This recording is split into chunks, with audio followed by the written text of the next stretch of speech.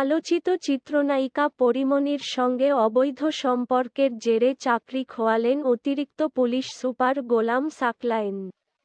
পরীমনির সঙ্গে অবৈধ সম্পর্কের সময়ে তিনি গোয়েন্দা গুলশান বিভাগের এডিসির দায়িত্বে ছিলেন। আলোচনা শুরুর পর প্রথমে সাকলায়েনকে ডিবি থেকে সরিয়ে মিরপুরের পাবলিক অর্ডার ম্যানেজমেন্টে (পিওএম) সংযুক্ত করা হয়েছিল। পরে সেখান থেকে তাকে ঝিনাইদহ ইনসার্ভিস ট্রেনিং সেন্টারে বদলি করা হয়। গত ১৩ই জুন স্বরাষ্ট্র মন্ত্রণালয়ের শৃঙ্খলা ২ শাখা থেকে উপসচিব কোকেয়া পারভীন জুই স্বাক্ষরিত এক প্রতিবেদনে তাকে বাধ্যতামূলক অবসর দেওয়ার জন্য সুপারিশ করা হয়। পরে পরীমনিকাণ্ডে বিভাগীয় মামলায় ওই পুলিশ কর্মকর্তাকে বাধ্যতামূলক অবসরে পাঠানোর সিদ্ধান্ত নিয়েছে সরকার।